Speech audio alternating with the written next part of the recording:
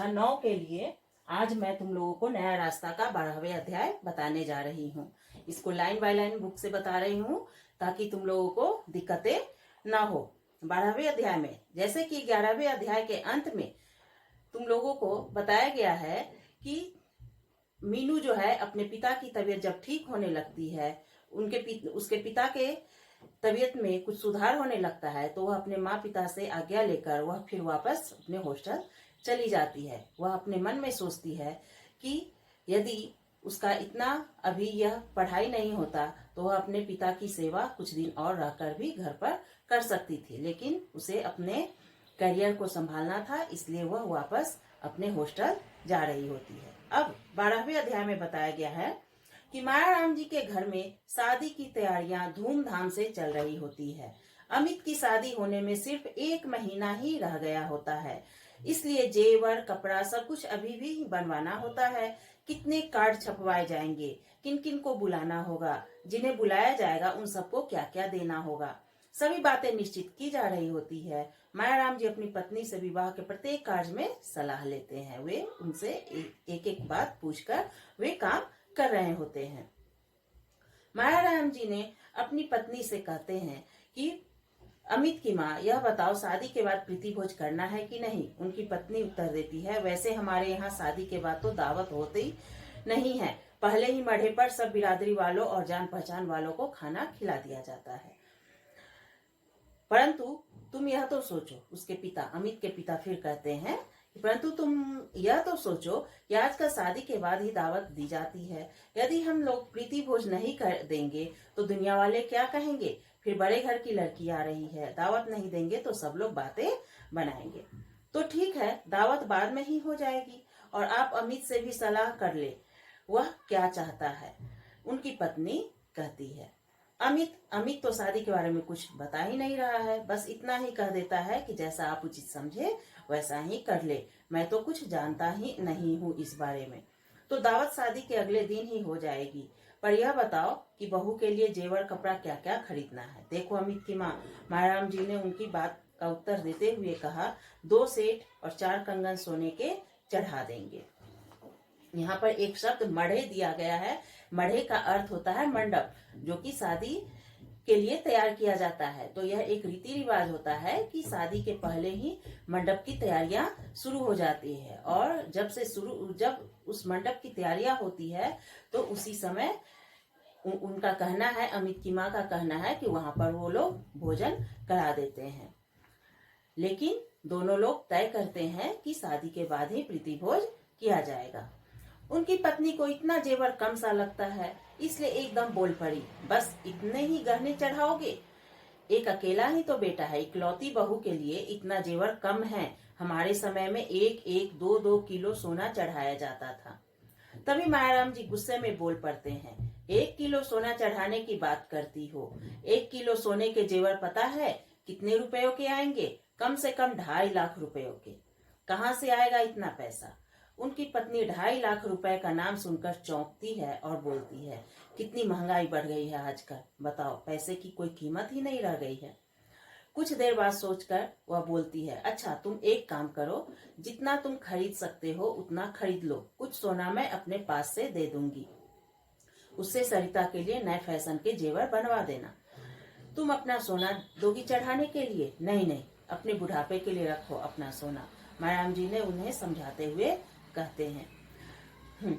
मैं क्या करूंगी इस बुढ़ापे में जेवरों का? बुढ़ापे में कोई जेवर पहनकर थोड़ी ना सजूंगी, वैसे भी सब बहू बेटे के काम ही आएगा। तुम बड़ी नासमझ हो अमित की माँ, बुढ़ापे में यदि अपने पास कुछ होता है तो सेवा भी अच्छी हो जाती है, कम से कम बच्चों को जेवर पैसों का लालच तो होता ही है। बड़े विश्वास के साथ उसकी पत्नी उत्तर देती है, मेरा बेटा अमित ऐसा नहीं है, बहुत ध्यान रखता है वह मेरा, देखना वह बुढ़ापे में हमारी सेवा करेगा। तुम अपने बेटे के बारे में जानती हो, परंतु आने वाली बहू के बारे में नहीं। यदि बहू तेज हुई तो बेटा क्या करेगा? तुम अपने बेटे मायाराम जी की बात उनकी पत्नी की समझ में कुछ कुछ आई। वह बोली, हाँ यह बात तो सही है, ठीक है, जितना जेवर तुम खरीद सकते हो उतना चढ़ा देना, पर हाँ एक बात का ध्यान रखना, बड़े घर की लड़की आ रही है, थोड़ा ज्यादा जेवर ही खरीद लेना, कम जेवर चढ़ाएंगे तो हमारी नाक नहीं कटेगी। नहीं कट जाएगी नाक? नाक किस बात में कटेगी? जितना पैसा अपने पास होगा उतना ही जेवर चढ़ाएंगे। मायाराम जी कहते हैं ठीक है, अच्छा यह बताओ कि साड़ियां कितनी खरीदनी है? 11 साड़ियां चढ़ा देंगे बहू को। मायाराम जी कहते हैं बस 11 साड़ियां ही? कम से कम 21 साड़ियां तो चढ़ानी ही चाहिए। तुम अपनी बदनामी कराओगे क्यों? इतने बड़े घर में बेटे का रिश्ता किया है, बड़े घर की लड़की को चढ़ाना तो अच्छा ही पड़ेगा। धनीमल जी भी तो 5 लाख रुपया लगा रहे हैं, 5 लाख में तो अच्छे से अच्छा सामान देंगे। मायाराम जी कुछ उत्तेजित से होकर बोले, वे चाहे कुछ भी दे, हमने उनसे कुछ कहा नहीं है, न ही हमने उनसे कुछ मांगा है। उन्होंने स्वयं इतना पैसा शादी में लगाने के लिए कहा है, और जहां तक हमारी ओर से शादी में चढ़ाने की बात है, हमारे पास जितना होगा उतना ही जेवर कपड़ा चढ़ाएंगे। मायाराम जी के उत्तेजित होकर बोलने से अमित और उसकी छोटी बहन कमरे में आ जाती है। उन्हें लगता है न जाने किस बात पर उसके पिताजी उत्तेजित हो गए। अमित की माँ उठकर बाहर चली जाती है। मायाराम जी ने अमित और मधु को अपने पास बैठाते हैं और उनसे कार्ड छपवाने के लिए सलाह लेते हैं। अमित तो मधु का इकलौता भाई होता है। मधु चाहती है कि वह अपने भाई की शादी में अपनी सभी सहेलियों को बुलाए, इसलिए उछलते हुए बोली, भैया 30 कार्ड तो मुझे भी चाहिए, क्योंकि मैं अपनी सभी सहेलियों को आमंत्रित करूंगी, मतलब बुलाऊंगी उन लोगों को। अभी उन तीनों की बातें चल ही रही होती है कि दरवाजे पर घंटी बजती है। मधु दरवाजा खोलने के लिए दौड़ती है। उसे इंतजार होता है पोस्टमैन का। वह सोचती है कि शायद उसकी सखी रेखा का पत्र आया होगा। जैसे ही वह दरवाजा खोलती है, दरवाजे पर धनीमल जी खड़े होते हैं। मधु उससे उनका अभिवादन करके अंदर बुलाकर बैठने के लिए कहती है। धनीमल जी की आवाज सुनकर मायाराम जी भी बाहर आ जाते हैं। वे दोनों सोफे पर बैठकर बातें करने लगते हैं। धनीमल जी कहते हैं, भाई साहब, शादी में सिर्फ 1 महीना ही रह गया है, मैं सोचा कुछ लेन देन के बारे में बात कराऊं। उत्तर में मायाराम जी हल्का सा मुस्कुरा देते हैं। देखिए भाई साहब, जैसा कि मैंने आपको पहले भी बताया था कि शादी में हम 5 लाख लगाने की सोच रहे हैं। अब आप ही बताइए कि यह पैसा कैसे खर्च कराना चाहते हैं। जैसा आप उचित समझे वैसे ही खर्च कर दें। वैसे भगवान की दया से हमारे पास एक रहने योग्य मकान भी है और घर में हर तरह की सुख सुविधाओं का सामान भी है। धनीमल जी बड़े अंदाज में कहते हैं, भाई साहब, यह बात तो आपकी सही है, पर मैं यह सोच रहा था कि 3 लाख का तो एक फ्लैट मैं सरिता के नाम कर ही दूं।